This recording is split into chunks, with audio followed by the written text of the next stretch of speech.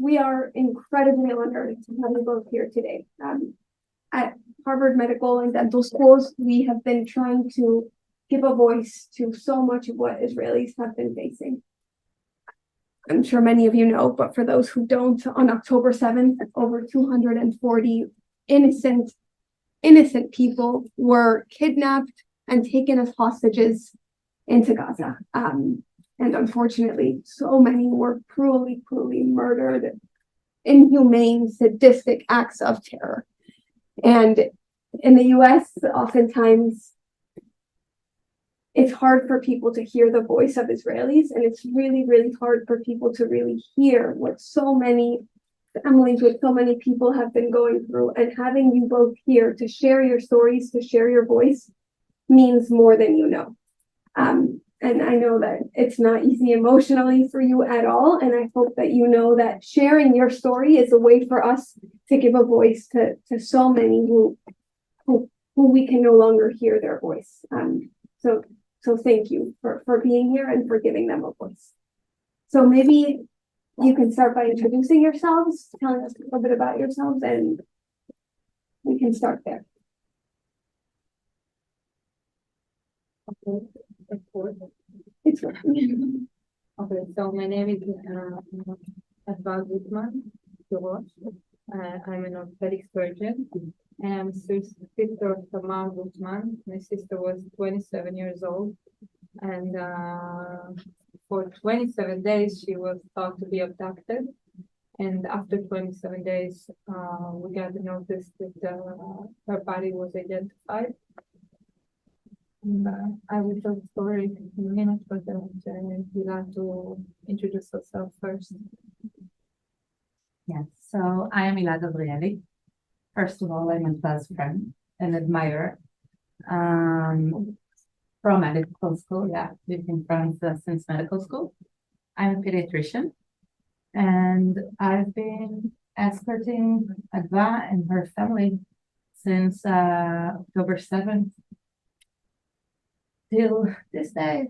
And we're both part of the family forum who's working to get all the hostages out, to get the medical treatment, to get the Red Cross to them. And this has been our fight for almost 2 months. Dr. Gutman-Tirosh, can you tell us a little bit about what happened on October 7th, how you found out your sister was there, and a little bit more about her story? Can you just speak up just a little bit so they can hear better? Okay, so day before the 7th of October was Simchat Torah. It was a holiday in Israel, and I was at home, at my home, because I had my final board exam for the residency, and I couldn't be, celebrating with the family. And my sisters, I have another 2 sisters, and my mother was abroad, and my father was home. So my sister Tamar, she went to his place. She cooked a meal, and she sat with him. They celebrate, and then she came to my place and gave me food, and told me that she's going to the festival. We talked a little bit, and then she went to the festival. She went with 4 of her best friends from high school. They were always together. They lived one next to each other, always eating together, studying together. They all been students, and they went to this festival before the beginning of the semester. And at 6:30 a.m. Saturday morning, all of Israel woke up from missile alarms. We went to the safe room, and first thing I did, I just sent my sister a message. I knew that she was at the festival. It's an open field, and it's very dangerous. So I told her, please come back home and come back to my father's home, because she doesn't have a safe room at her place. And she told me, no, I can't. They told us that there is terrorists outside on the road, and we can't. We're just staying here right now. So I told her, can you go in another direction, to the south maybe? She told me, no, the main road is closed and we cannot go. I told her, okay, please open a map, look where you are, see where you can go. Stay away from the crowd, because if the terrorists will come toward you, they will start shooting the crowd.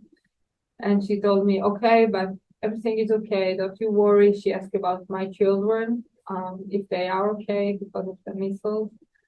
And her last message was, I will let you know when we're coming back home. That was 7:30 a.m. in the morning. After that, I tried to reach her. She didn't answer. I think that the internet went down there. And then we started hearing about what is happening in the south. Nobody talked about festival. At first, they talked just about kibbutzim and villages there. And we understood that something big is happening. I started calling all my friends. I used to work at Soroka Hospital. I learned in Ben Gurion University medical school, so I knew a lot of people there. This is the main hospital that got all the casualties. So I just called my orthopedic friends, and they told me, okay, there is nobody here in the ED from the party, so I stayed home. But when I heard from one of my friends that people started coming from this festival to the hospital, to the ED, I just took my car and drove to Soroka. And then I talked to Hila, and she told me, no, you wait, I'm coming with you. She is a pediatrician, and she did a residency in Soroka as well. So we went together, and we started searching for my sister with printed pictures, asking the wounded if they saw my sister, if anybody saw her, walking through the departments, talking to the other doctors, and we didn't find her. We just found a lot of people that been through hell and heard stories that I heard just from my grandmother and grandfather from the Holocaust. People were lying under bodies, pretending to be dead. Those are the people that survived this festival. Some of them tried to run, but some of them was just laying dead for hours and hours in containers, in trash can, under behind trees, under bushes, trying to just to count the seconds till it ends for hours. And we finished late night. I told Hila I cannot do it anymore, and then we came back home. And since then, I knew that I have to find my sister, and so I did two things. First, I tried to reach the Red Cross, and that's how I got to the Forum of Families, and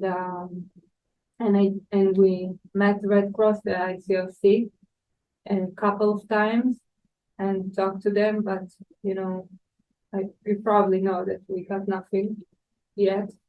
No proof of life for any of the hostages, and no any information about them, and they didn't get any medical attention. And we talk about it later. And for 27 days, I was trying to search my sister through videos, through people that's been there. I found people that's been near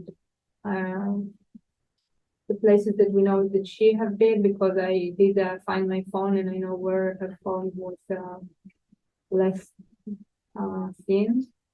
And after 27 days, because of the information I gave to the army and the Shabbat. They found a video and they found her body.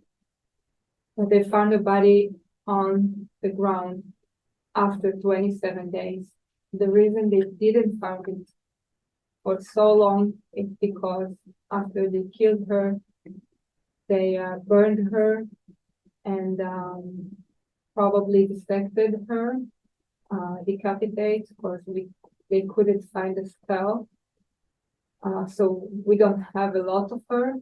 I can tell you because you understand, but they found the femur and the chest bone, but that's it. That's what we have.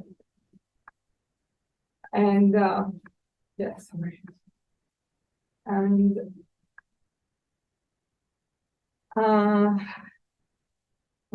I got the news when I was at another delegation in France, and I came back, and it took 2 days, and we had a funeral, and we said Shiva, and we decided as a family that we still going to fight for the ones that are alive, the one that kept hostage. So that's why we are here.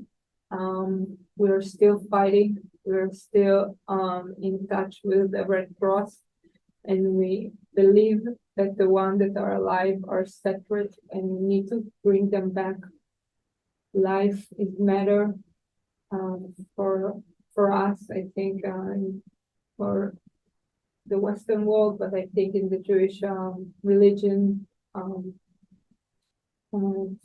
we sacred the living, and we really we think that this is the most important thing that we need to do. I haven't got to my work for 2 months already, and I need to, but this is so important, so that's why I'm here. And I will let Hila a little bit talking, and then we'll talk about the hostages and the medical issue. So first of all, I keep on saying that I admire Adva for being here, that after so many hard weeks, she still she wants to be here. I tried to convince her not to. She wants to be here and to fight for those who remain behind. I'll give you a bit of my point of view.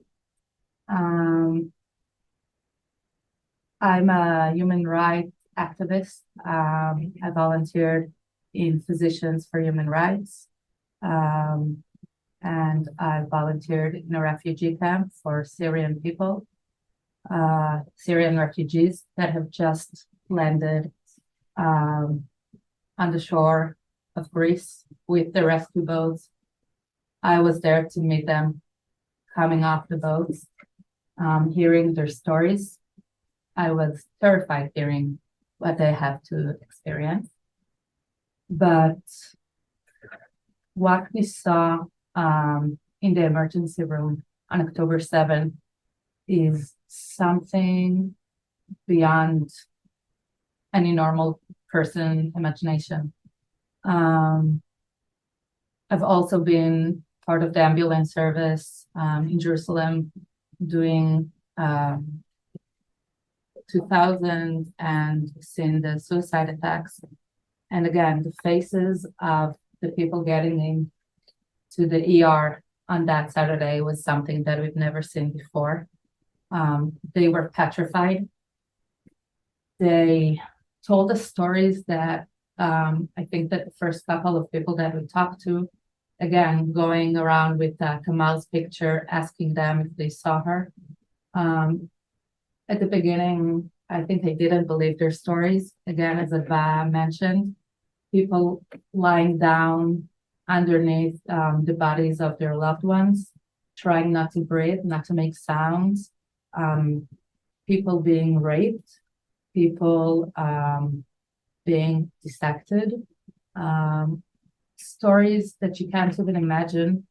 And throughout the hours we were there, people just kept coming in and coming in. More and more people saying that they've been wounded for hours and no help came to them. They were just hiding, scattered all around the area.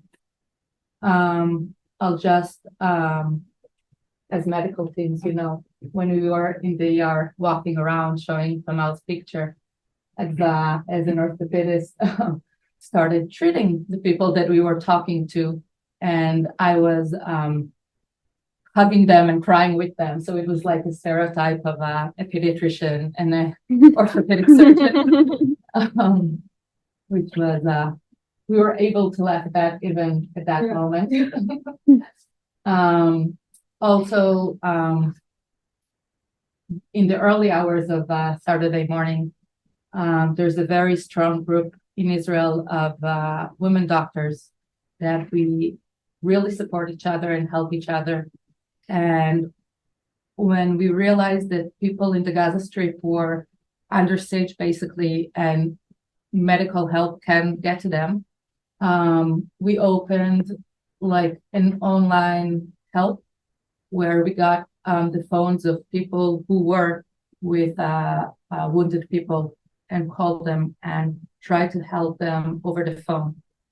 And it was amazing because when the doctors immediately got the calls to talk to those understage, and it was hard to help because so many people wanted to. And I got to talk with one of them, and it was awful. A woman, something between yelling and crying at me that the telephone can't help her and that her beloved one is just bleeding all over from his stomach, and please get her some help. It was terrible. Throughout our ordeal searching for Tamar, as Adva mentioned, we talked with the Red Cross a couple of times.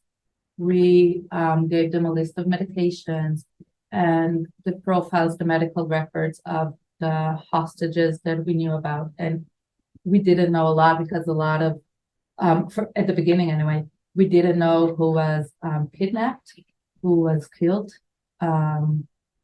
As Adva mentioned, the Hamas almost did everything so that we won't be able to. Tamar's body was almost completely cremated.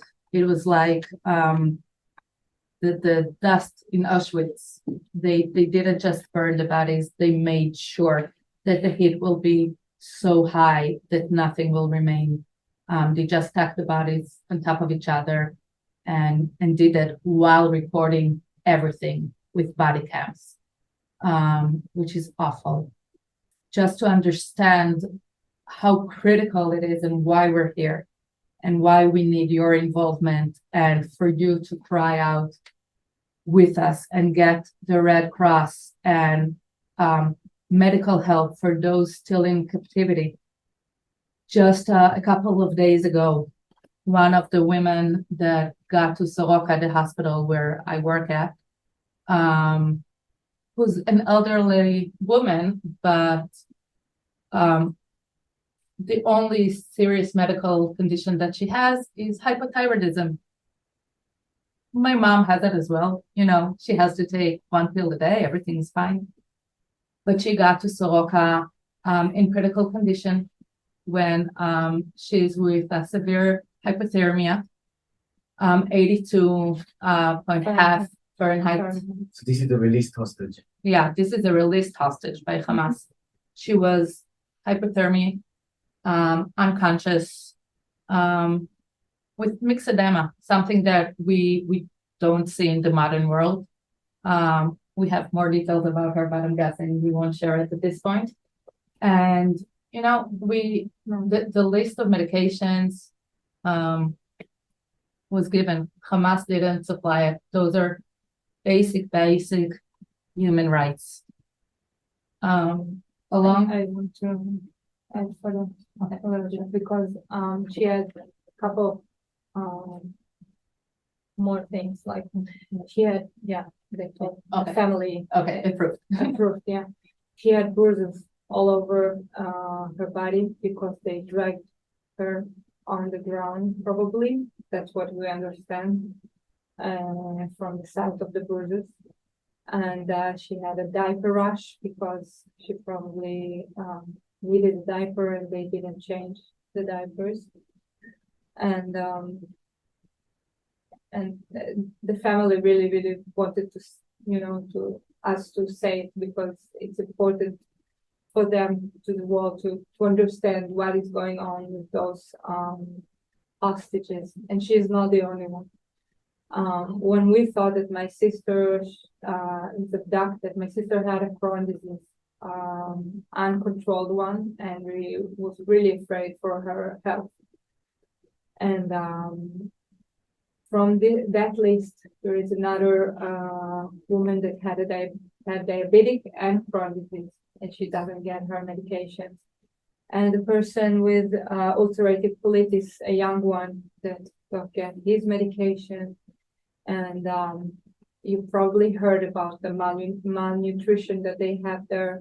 So those people with diseases people that are wounded, orthopedic wounds, fractures, gunshot wounds, with malnutrition. They have probably problems with wound healing, with bone healing, and children that don't get enough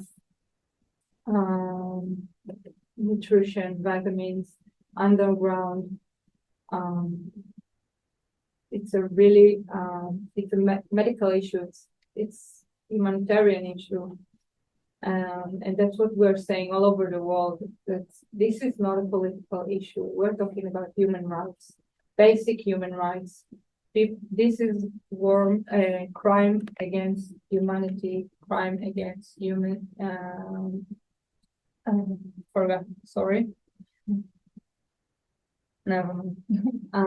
And it's important for the world to understand that we're not talking about conflict, politics. It's not that.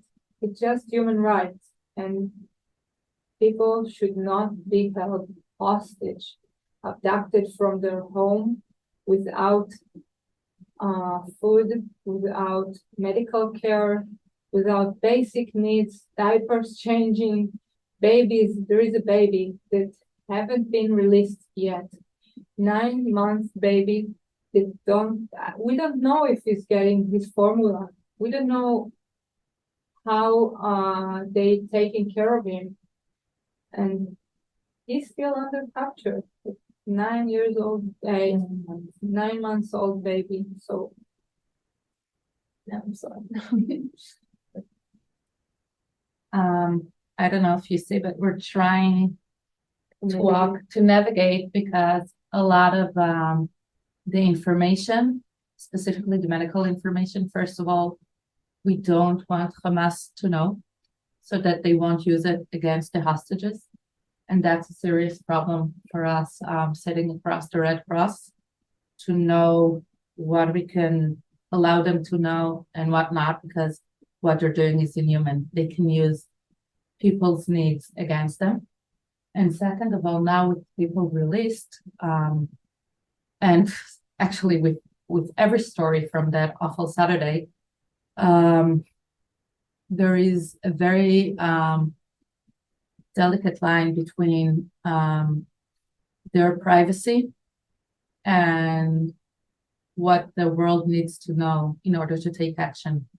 So that's something that we're trying to navigate between, and that's hard. It's part of the reason, by the way, that there is a very, very harsh movie that I'm sure you heard of, that Israel has published, that people come out of the screening, sick because of what they see.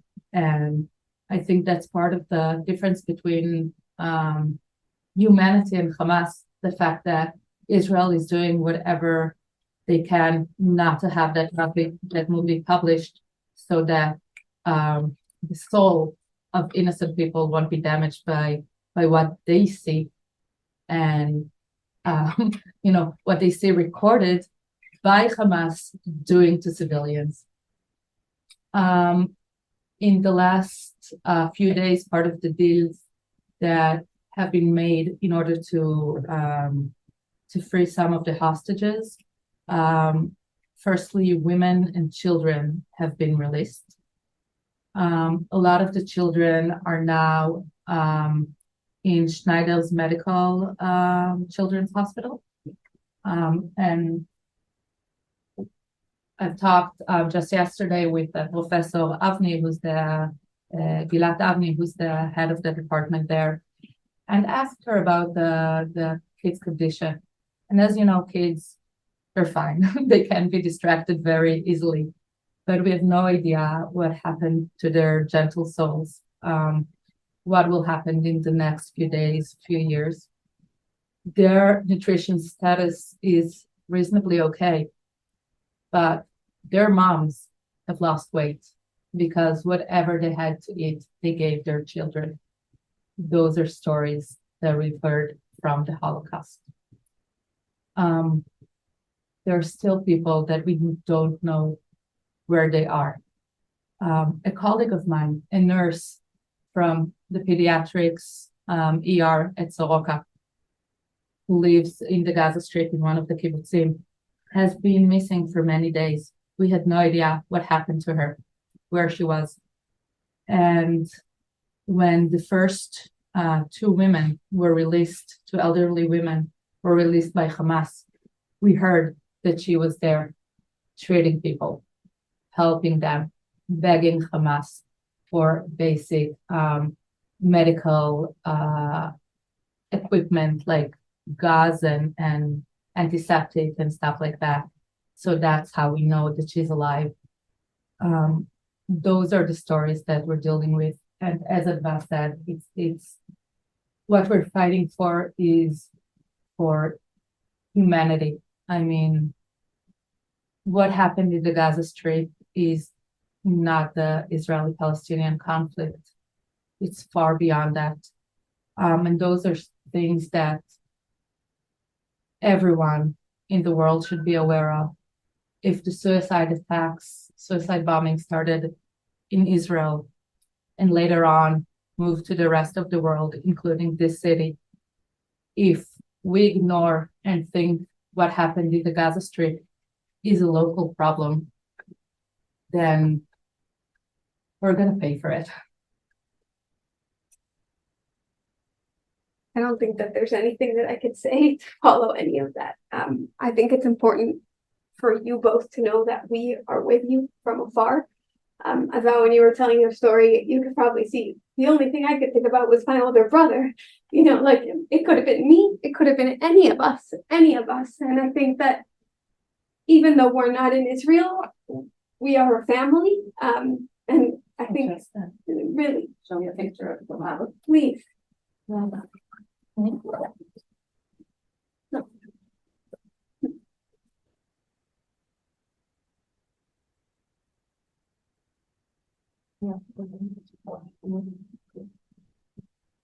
This is Tamar.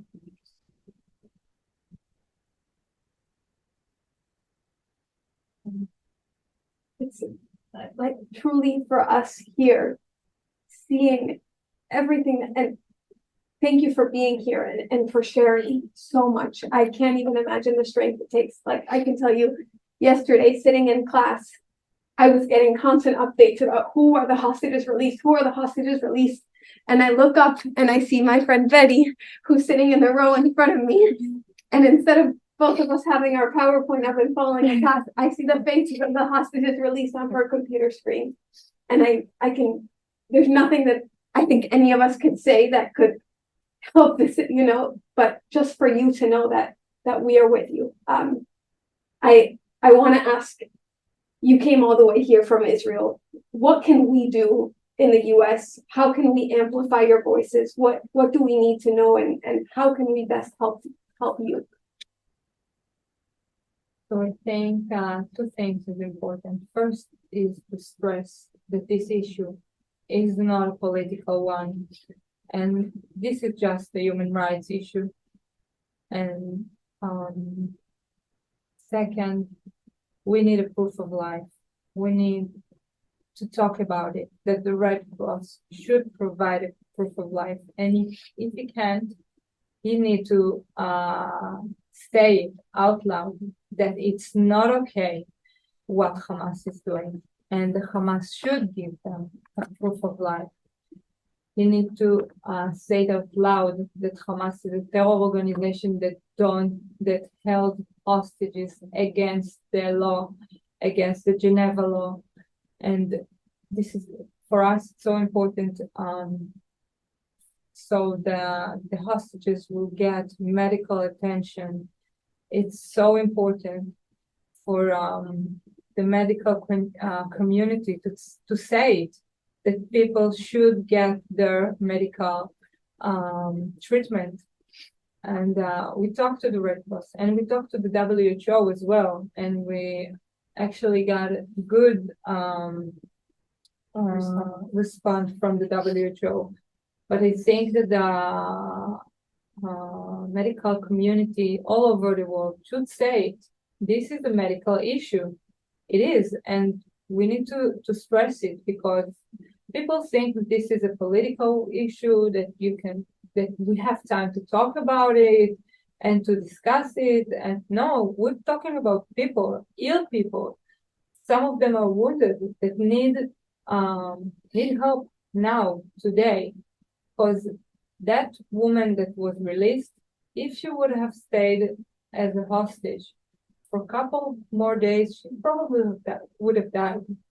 And I don't know about the others. Just diabetic without insulin, you know what is the meaning of that. So we don't have time, and they don't have time. And this is what we think. Just when you talk about it with your friend, with your community, and stress that this is plain issue of human rights, it helps. I think it helps.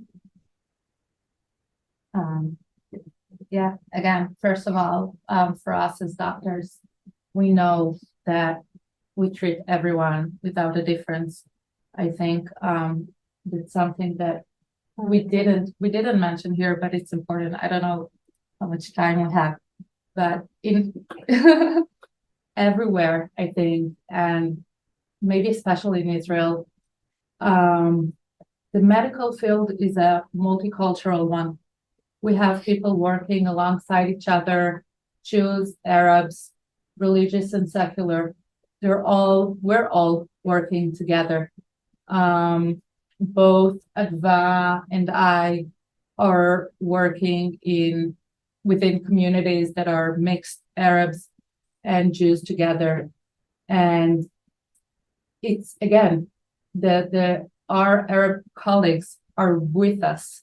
They fight with us our battle. They're part of the situation. They support us. They give us even more power to advocate for this. And that's something that we all need to know. Again, that as a medical team society, we don't care about this stuff. We just care about treating those that are in need. So this is the situation right now, and there are people dying, suffering every minute, every hour, every day right now as we talk. We can say it about the hostages, but we can also say it about the families that don't know if their loved ones are alive, if they're injured. We know that there are injured people that have been taken hostage. We have in our delegation, we're a couple of people. We have one of the people with us are friends of Ophir, that we know that he's been injured and gunshot. It was recorded in a phone call, the entire kidnapped, with another woman that was with him and was talking to her mom. Her mom was on the phone. Her name is Romy, and you can hear the entire thing for over 20 minutes, that them being kidnapped, them being shot. And we don't know his condition.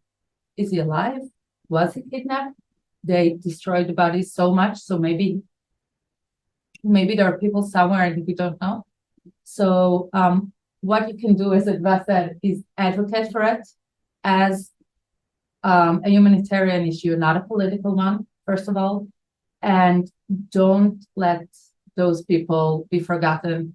At the end of the day, there are other news and things change and people forget about it. But those people have just disappeared. We have no idea where they are. So please, please, please help us fight our battle to find them. I want to say something. You remind me something that's important, I think, to tell you something. In Israel, we always treat everyone as a doctor. In my hospital, we get most of the terrorists that are held under Israel. That have been taken, that have been caught. So they are coming to most of them are coming to my hospital to get medical aid. Some of them are famous and I cannot talk about it, but at that Saturday, the terrorists that been captured brought to my hospital to get medical aid, and they got it. And the doctor in my hospital gave them medical attention as the other wounded. Doctors, some of them lost friends, some of them lost family.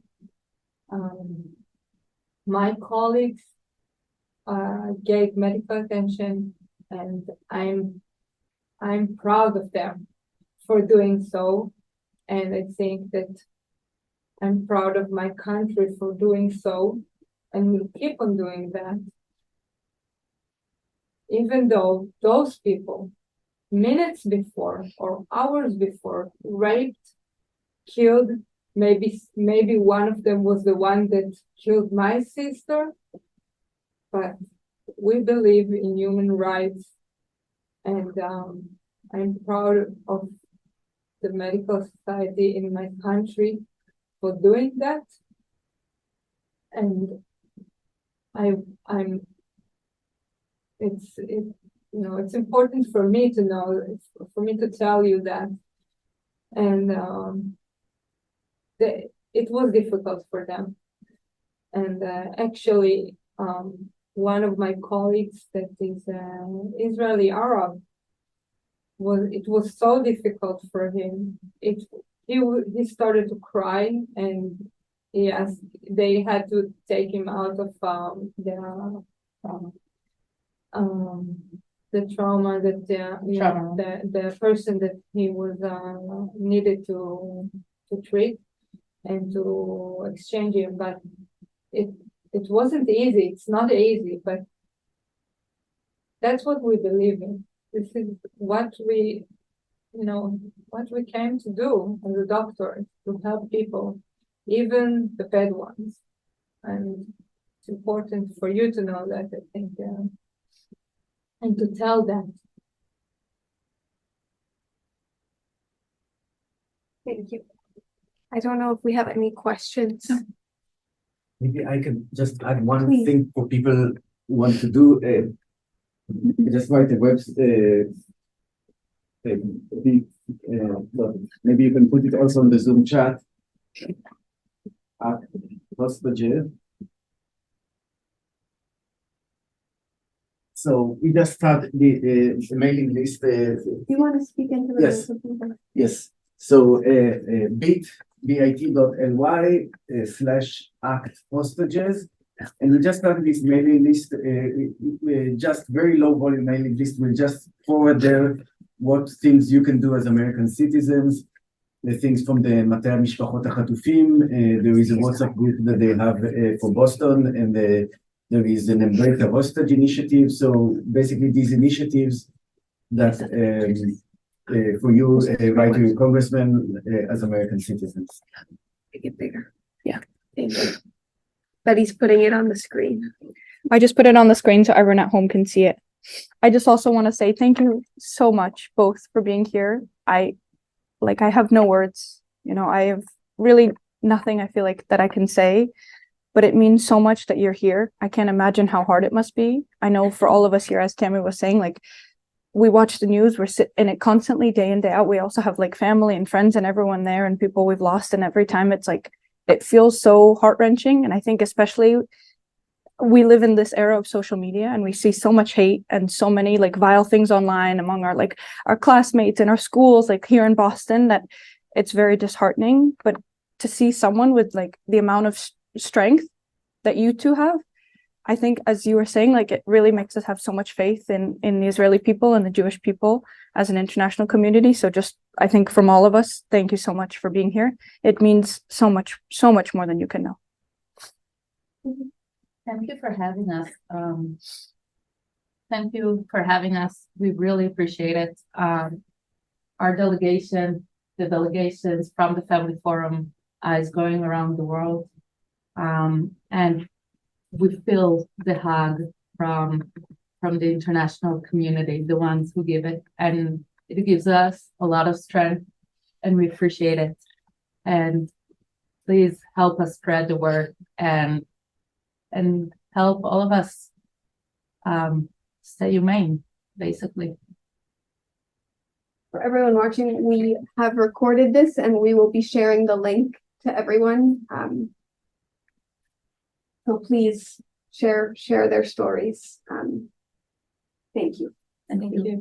Thank you both.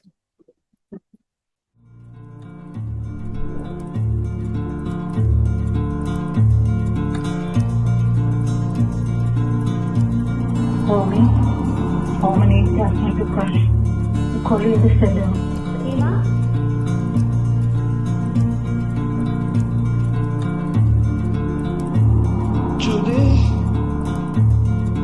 ג'ודי. מה זה? כבר 4, אחי. סשה.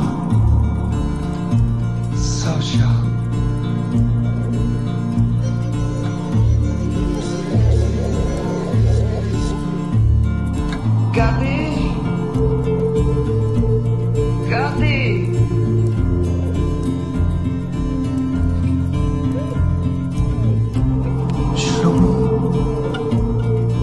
שלומי.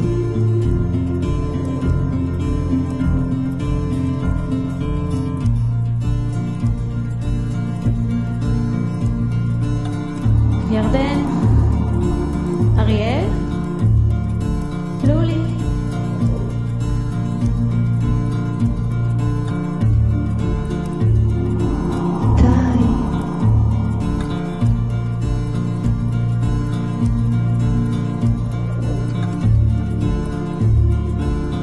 אמירם.